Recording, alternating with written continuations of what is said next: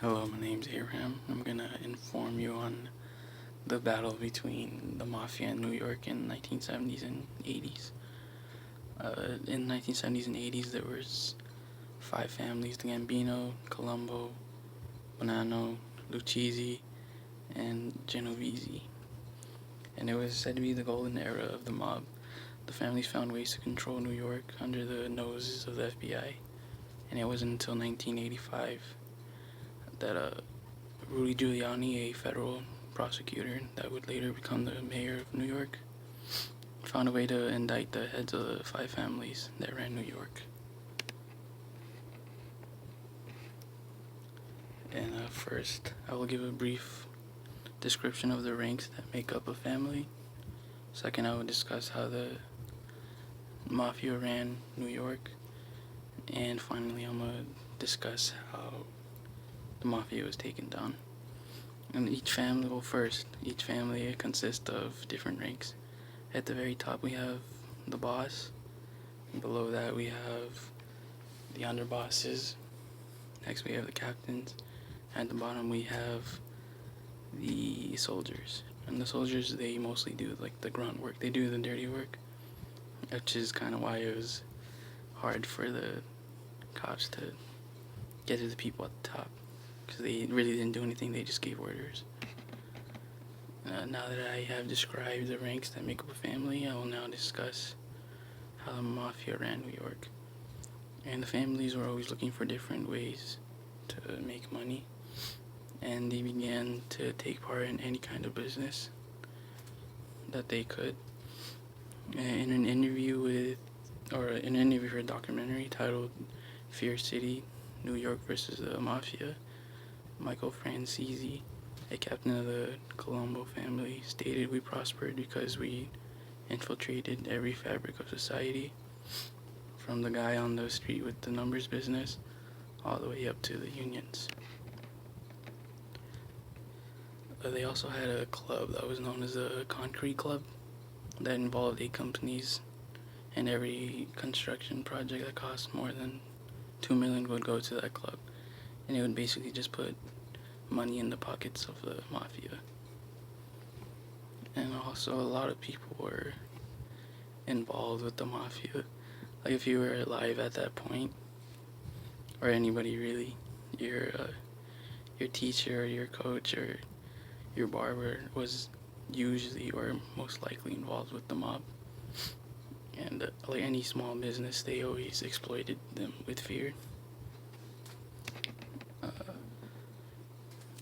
The families also worked together at times. So John Elite, who was a hitman and enforcer for the Gambino family, he stated in an interview that it's not about fighting each other, it's not about killing each other. At the end of the day, it's about making a dollar together. Now that I discussed how the mafia ran New York, I will move on to discuss how the mafia was taken down. Rudy Giuliani was head of the whole operation that would take down the mafia. Federal agents planted bugs to gather evidence on the mafia. According to History.com, Congress passed a law in 1968 that allowed federal courts to use the evidence gathered from the bugs that they had planted. And they would get creative. Sometimes they would plant it behind the AC of a car or inside like a TV. But they would have to be secretive. They would have to plan out like a fake electrician so they could install it into the TV. But they didn't have enough evidence from the bugs that they planted. So they moved on to investigate murder of one of the bosses. And a boss can only be killed if the other 4 bosses vote on it.